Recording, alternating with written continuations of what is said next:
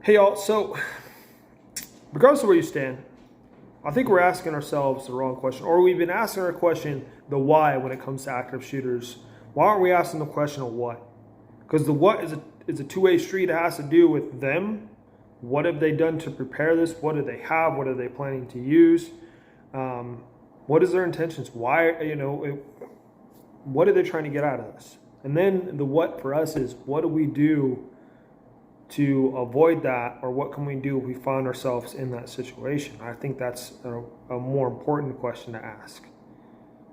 So here's some reality checks that I think we need to understand. An active shooter is wanting to die, is willing to die, knows they're going to die, and they are going to take lives or hurt as many people as they can until that happens. The bigger thing is they are cowards.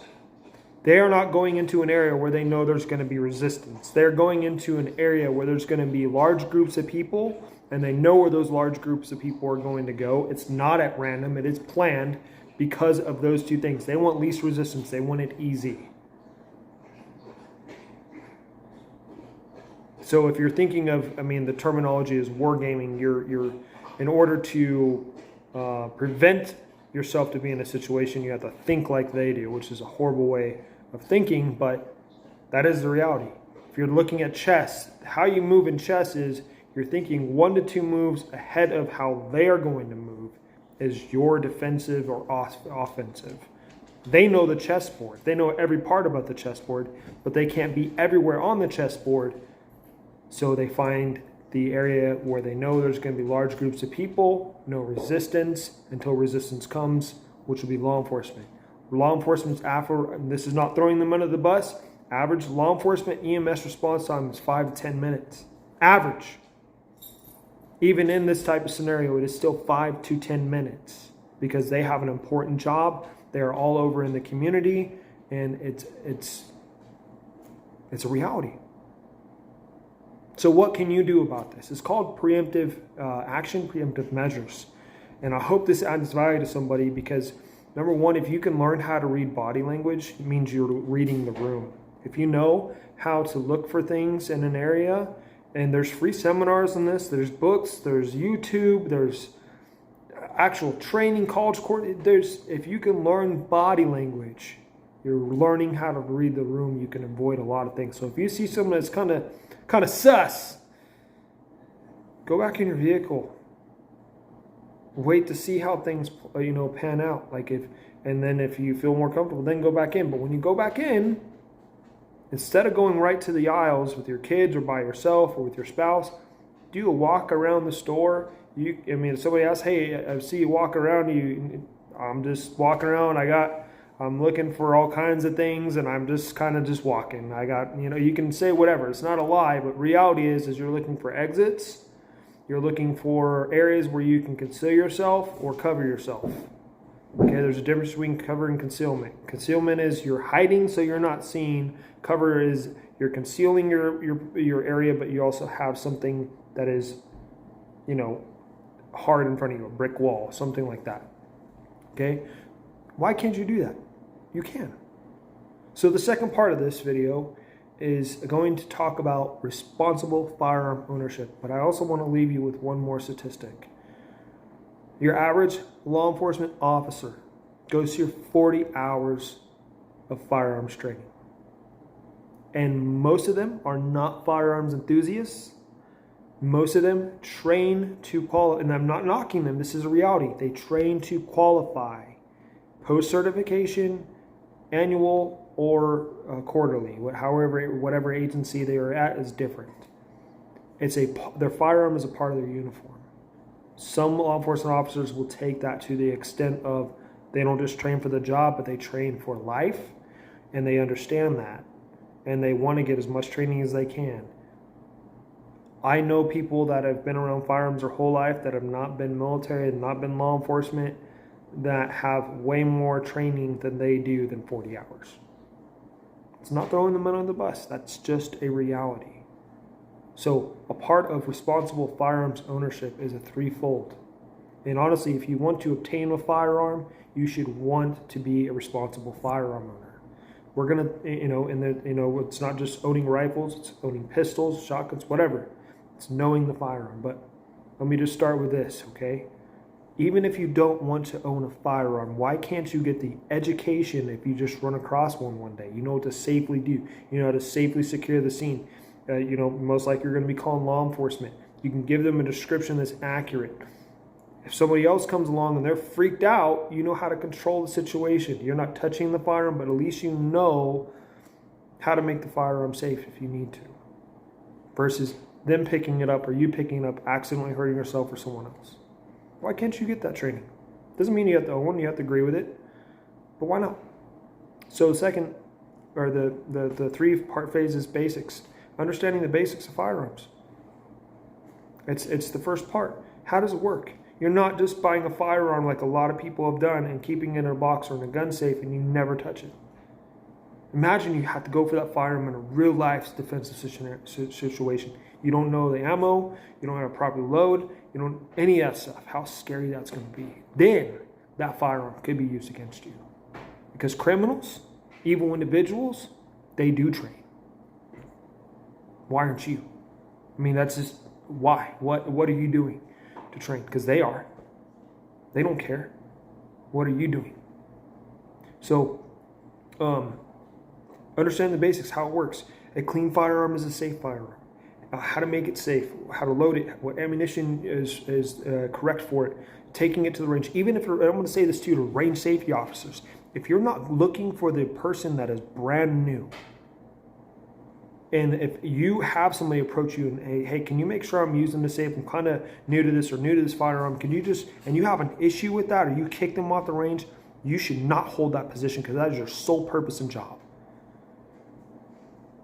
Off the table now. Okay, so basics is your first part. Second is training. Pay for training. So basics, I could teach basics. I want to get certified to teach basics and some other things. But when it comes to life-saving stuff, you can teach that, but make sure you are going to somebody that's vetted.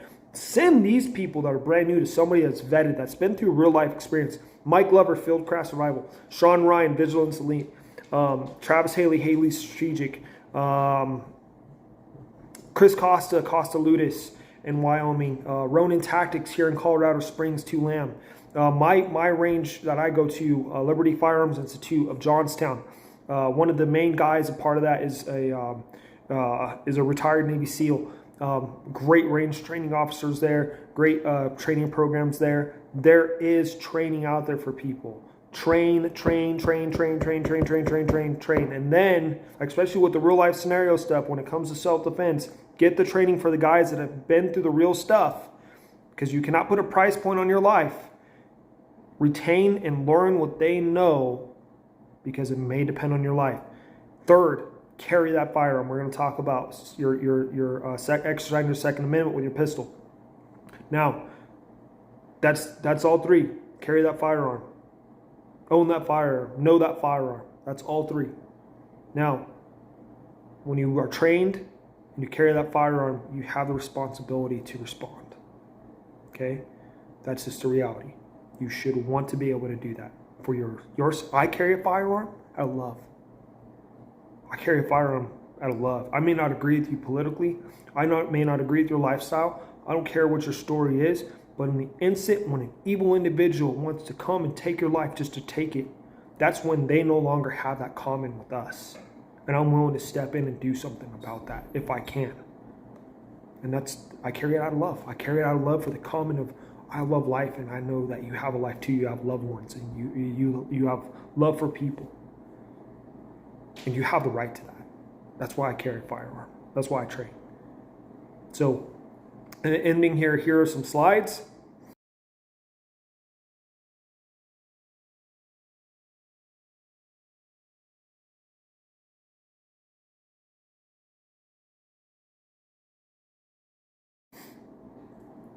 Let's talk about the Second Amendment. I'm going to go over this really quick. The guy says that the interpretation of the Second Amendment in 2018 doesn't agree with it.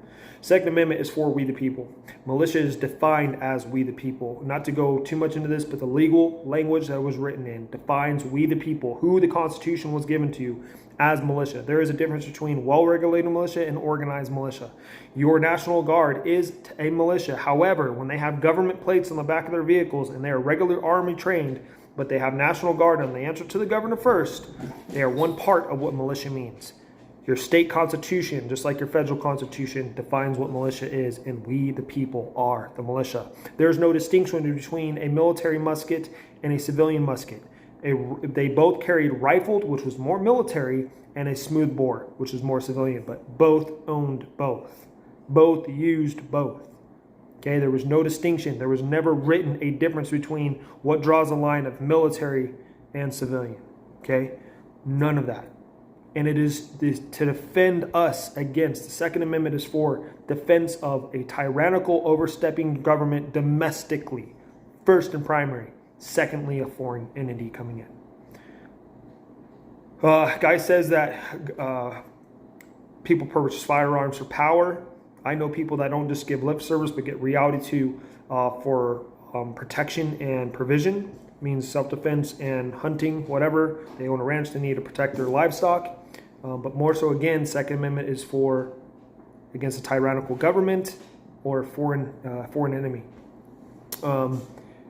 And then the individual talked about the gun deaths, the 47,000 or 57,000. Most of those are self-defense, and the reality is still homicides, accidental or intentional, as blunt force objects or hand-to-hand combat.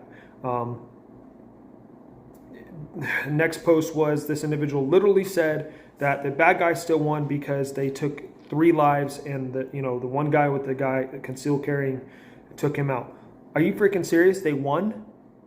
He could have took 10 to 20 bodies. Literally in this post, like, this blows my mind. Okay, ending here. Another person said, I'm more likely to have my firearm used against me. Yeah, sure. If I'm one of those firearm owners that keep my gun in the box and I don't get trained. Welcome to Colorado Custom Leather and Blades. I hope you've enjoyed this episode. I'm going to end on that because I don't want to take too much of your time. But I will talk about this stuff time to time on here because it's equally as passionate about me making knives, survival, preparedness, and how we need to act accordingly. Okay, guys? God bless. We'll talk to you soon.